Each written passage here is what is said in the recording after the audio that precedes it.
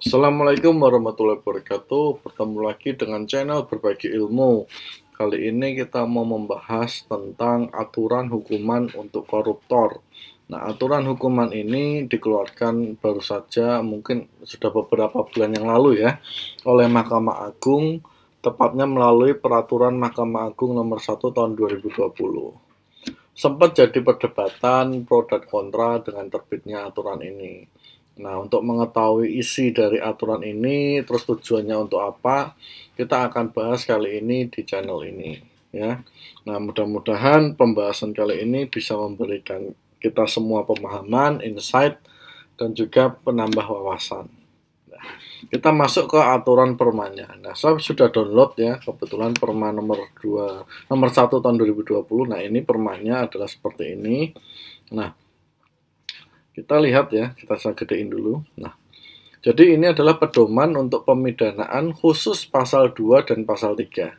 Ya. Khusus pasal 2 dan pasal 3 Undang-Undang Tindak Pidana Korupsi. Nah, ya, sekarang kita mau tahu dulu nih pasal 2 dan pasal 3 itu apa. Nah, saya udah buka Undang-Undang nomor 31 tahun 1999 tentang pemberantasan tindak pidana korupsi. Nah, di sini pasal 2 dan pasal 3-nya seperti ini. Nah, ini dia.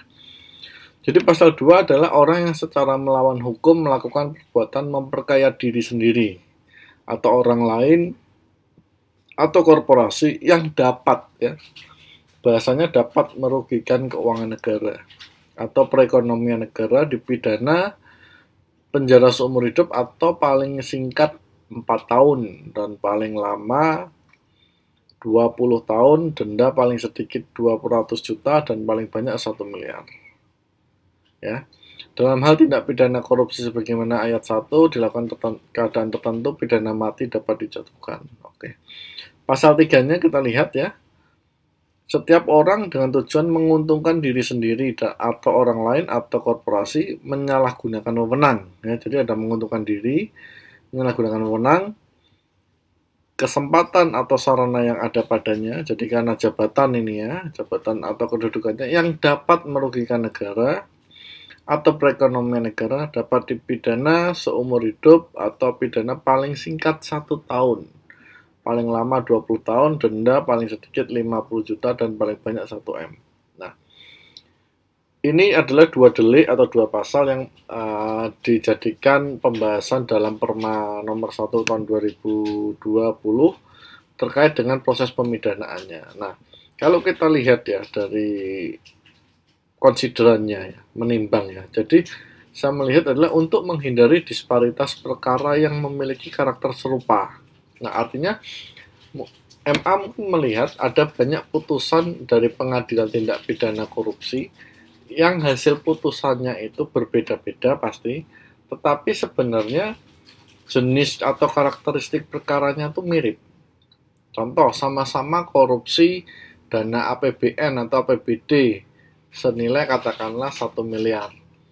Yang A bisa dihukum contohnya katakanlah 5 tahun. Yang B kok dihukumnya cuma 2 tahun. Nah, mungkin melihat seperti itu dan juga melihat mungkin suara masyarakat yang ada kok korupsi enak banget tuh hukumannya cuma seperti itu. Nah, hal ini maka saya melihat MA mengambil inisiatif ya dalam memberikan kepastian hukum dan proporsionalitas pemidanaan ya, bahasanya di sini ya. Berdasarkan untuk perkara-perkara korupsi yang memiliki karakteristik sempurna sama hampir mirip, itu harusnya hukumannya nggak jauh beda seperti itu ya. Meskipun secara keilmuan ya, aturan sosial itu nggak bisa dijadikan eksak gitu, nggak bisa 1 tambah 1 sama dengan 2. Sosial nggak bisa mengenal itu karena tiap perkara itu karakteristiknya berbeda-beda, keunikannya berbeda-beda. Nah, disitulah peran hakim, kemudian bagaimana dia diyakinkan di suatu pengadilan oleh bukti-bukti yang ada, oleh dokumen-dokumen yang ada, baik oleh penuntut umum maupun dari kesaksian saksi maupun saksi ahli. Nah, di situ ya. Jadi memang tidak bisa kita sampaikan, oh ini harus exact gitu, harus tepat, itu nggak bisa ya. Nah, tapi setidaknya MA sudah membuat suatu koridor lah ya, koridor yang menurut saya cukup oke, meskipun banyak perdebatan sana sini ya itu wajar lah, tapi kan nanti akan dievaluasi pastinya. Nah, tapi jadinya sudah ada koridor dulu, ya seperti itu, koridor penentuan hukuman. Nah, kita masuk ya ke materinya.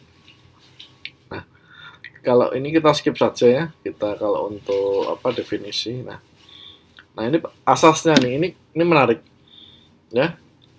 Jadi asasnya tetap kemandirian hakim, profesionalitas, sentrasi, akuntabilitas, proporsional, keadilan, kemanfaatan, yang terakhir kepastian hukum. Nah, tujuannya ini tadi ya, memberikan tools bagi hakim untuk memudahkan dalam mengadili perkara tindak pidana korupsi. Ya, seperti itulah ya.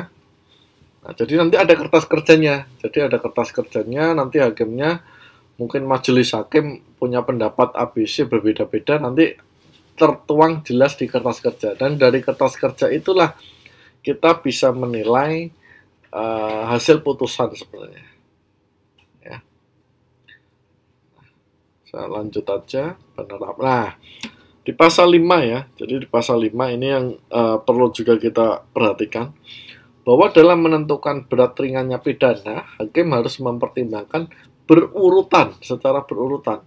Tahapan A, kategori kerugian negara, tingkat kesalahan, dampak dan keuntungan, tentang penjatuhan pidana, keadaan-keadaan yang memberatkan dan meringankan penjatuhan pidana, serta ketentuan lain. Jadi harus urut nih, A sampai F. Ya. Bunyinya seperti itu pasalnya. Ya. Ada di lampiran, oke. Nah, sebenarnya ini kalau mau kita baca panjang ya. Jadi dia mendefinisikan macam-macam, tapi kita lebih enak langsung ke tabelnya ya. Kita langsung masuk ke tabelnya ya.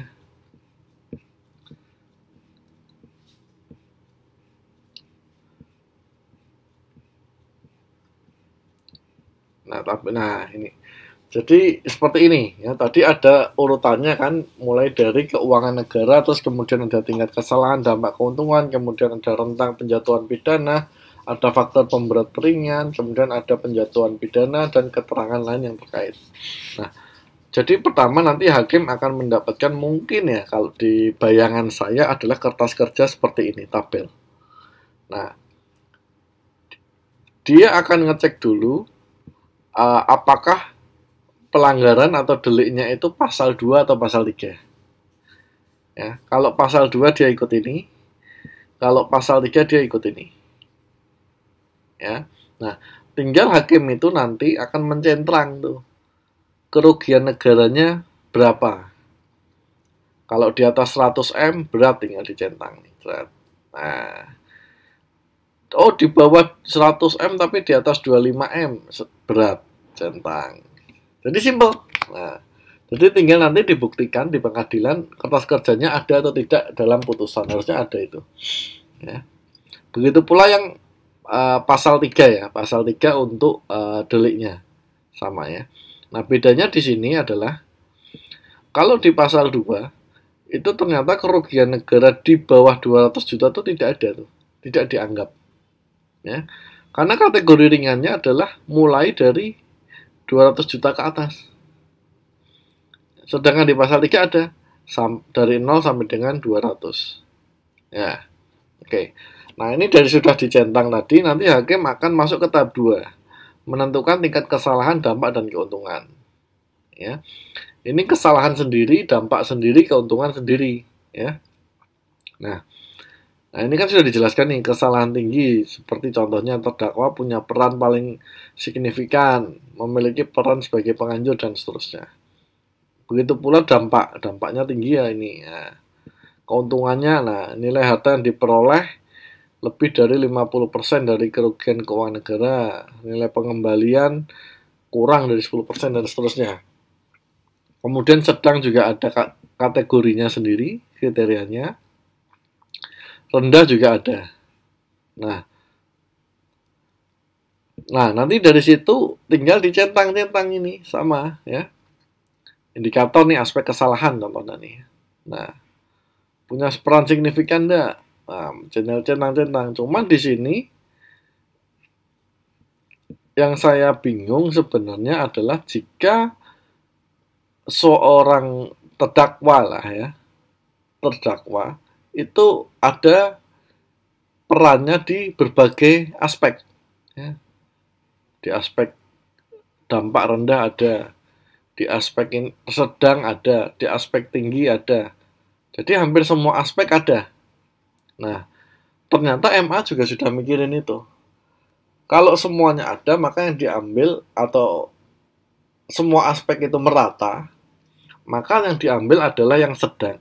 Seperti itu. Ya. Nah, ini tinggal centang-centang saja nih. Nah, kemudian jumlah aspek kesalahan tinggal diisi dengan angka. Ada berapa banyak? Katakanlah. Nah, nanti ini kan ditentukan nih, apakah ini tinggi, sedang, atau rendah. Jadi lebih ke arah matematis ya. Cuman untuk menentukan ini, ya memang harus dengan pembuktian. Ini juga tidak mudah, menurut saya ya. Nah, turut serta itu buktinya apa, terus dan sebagainya. Ini yang menjadi PR sebenarnya. Seorang hakim menentukan katakanlah tinggi, sedang, rendah berdasarkan deskripsi seperti ini juga tidak gampang. Ya. Nah, itu juga PR sebenarnya bagi MA untuk mendetailkan lebih jauh lagi terkait dengan kriterianya. Nah, sama ya dampak ini ya. Nah, mengakibatkan dampak atau kerugian dalam skala nasional ya. Ukurannya apa? Dampak atau skala nasional itu ukurannya apa? Itu juga belum tahu kita. Hakim bisa berpersepsi yang macam-macam nih. Terus skala provinsi ukurannya apa? Nah, ya. Jadi, nah bahasa sama sekali tidak dapat dimanfaatkan. Nah, ini juga ambigu sebenarnya, mempunyai banyak arti dan penafsiran, ya. Nah, tapi itu inilah bagian dari nanti mungkin evaluasi lah ya. Nah, nanti diisi. Nah, yang menarik nanti setelah semua aspek itu sudah ada, nah terus maka total aspek kesalahan, dampak, dan keuntungan ini diisi angka, di total semua. Nah, paling banyak yang mana? Ya, nah nih. Hakim menentukan tingkat kesalahan dan keuntungan dengan memperhatikan jumlah aspek kesalahan, dampak, dan keuntungan yang paling banyak. Dalam hal suatu perkara memiliki aspek kesalahan dan dampak tersebar secara merata, hakim menentukan tingkat kesalahan berada pada tingkat sedang. Ya. Nah, seperti itu. Ya. Cuman ya tadi, kesulitannya adalah ketika kita dihadapkan pada suatu fakta persidangan di mana pembuktian juga mungkin masih kurang bisa meyakinkan hakim, kemudian dokumen-dokumen juga belum bisa meyakinkan hakim, maka bisa jadi ada semacam gap pengisian, ya. Jadi mengisi itu juga nggak gampang itu. Nah, kemudian setelah dapat tadi dua aspek ya, memilih rentang penjatuhan pidana. Ya, nah, kemudian ini metriknya nih. Nah, tadi kan kerugian negara udah ketahuan tuh kategorinya, ya kan? Dia di kerugian level apa? Oke. Nah, kemudian tinggal dicocokkan sama kesalahan dampak keuntungannya. Dia di level mana? Katakanlah kerugiannya di atas 100 M. Berarti kita di sini nih. Nah, oke, terus kesalahan dampak sama keuntungannya berapa? Oh, dia ada di sedang. Berarti ambilnya yang di sini. Metriknya. Ya. Penjara 13 sampai 16 tahun dan denda 650 juta sampai dengan 800 juta. Nah, ini kan masih belum pasti nih karena masih range. Nah, inilah yang nanti oleh hakim dilakukan uji lagi. Tadi kan sudah ditentukan. Nah, penjatuhan pidana contohnya di Romawi ke 8 ini ya. Nah, di sini tinggal dilingkari nih. 8. Pidana penjara dari berapa sampai berapa kan tadi ada. Dendanya berapa sampai berapa tadi ada. Oke, lanjut. Nah, lanjut dengan faktor-faktor yang meringankan dan memberatkan. Tinggal kita cek nih. Melakukan tindak pidana sebelumnya ini jelas ada catatannya. Kooperatif atau tidak, jelas ini bisa ditanyakan ke penegak hukum, penyidik ataupun yang lain, atau ketika persidangan. Menghilangkan ini ya, menggunakan bisa merupakan, nah ini jelas juga ya. Belum pernah jelas ini. Jadi ini lebih gampang kalau yang ini. Memiliki keadaan ekonomi virtu finansial yang buruk. Nah, ini susah juga, finansial buruk itu gimana? Bisa jadi dia gajinya sebulan 100 juta, tapi utang angsurannya selama sebulan 90 juta atau 95 juta. Itu finansialnya baik atau buruk itu? Nah, cash in-nya gede, cash out-nya juga gede. Dibandingkan dengan orang yang punya penghasilan sebulan 6 juta tapi nggak punya utang gitu. Nah, jadi mungkin harus didefinisikan dengan jelas finansial yang buruk itu seperti apa. Berusia lanjut itu batasannya berapa sih? Ya, 50 tahun, 60 tahun, dan seterusnya. Nah, kondisi sakit. Nah, sakit ini yang seperti apa kondisi sakit? Sakit pilek, sakit batuk, atau sakit stroke, atau bagaimana? Ya, ini juga harus diperinci secara jelas. Ya, meskipun kedengarannya konyol, tapi kan ini nasib orang ini. Sakit sendiri nggak ada detailnya gitu kan. Terus dokter menyatakan itu sakit kan bisa aja. Sakitnya sakit batuk kok, nah, bisa aja seperti itu. Nah, oke, terus setelah itu dicentang. Nah, kalau ada hal yang lain kasuistis, ini lebih sifatnya uraian. Ini juga harusnya dari pihak penuntut umum sama pengacaranya lah yang menyampaikan. Nah, sudah selesai, barulah diputuskan. Nah, di sini kalau saya lihat, disinilah keyakinan hakim atau wewenang hakim itu ada gitu kan. Nah, artinya dia bisa nih nentukan. Yang tadi masih range katakanlah 13 sampai 16 tahun, oke dia putus katakanlah 14 tahun, seperti itu. Denda dari sekian sampai sekian dia putus gitu. Nah, ya. Jadi seperti itu gambarannya ya. Nah, setelah itu diputus, ada nggak ini ketentuan lainnya? Nah, di sini dikatakan bahwa dalam hal terdakwa merupakan saksi pelaku yang bekerja sama, hakim dapat menjatuhkan pidana yang paling ringan di antara terdakwa lainnya yang terbukti bersalah. Dalam hal terdakwa terbukti bersalah dan tindak pidana secara kumulatif yang diadili dalam satu berkas perkara, pidana yang dijatuhkan tidak boleh kurang dari berat ringan atau besaran pidana yang dijatuhkan berat tahap 5. Ya. Nah, kemudian ini finalnya. Ya, setelah tadi dipelajari, dia katakanlah mungkin jadi justice kolaborator dan sebagainya. Nah, seperti itu. Nah, di sini saya melihat Mahkamah Agung memiliki exit atau emergency door ya, atau pintu darurat. Dia state di sini ya. Permohonan pedoman pemidanaan ini tidak mengurangi kewenangan hakim untuk menjatuhkan pidana tambahan lainnya sesuai ketentuan peraturan perundang-undangan. Nah, artinya bisa saja hakim memiliki wewenang ya. Tapi wewenangnya ini adalah untuk menjatuhkan pidana tambahan, bukan mengurangi ya, itu yang penting. Jadi tidak ada lagi wewenang untuk mengurangi. Nah, tinggal nanti di kertas kerjanya tadi dibuktikan saja. Nah, bila antara fakta persidangan dengan kertas kerja nyambung atau tidak.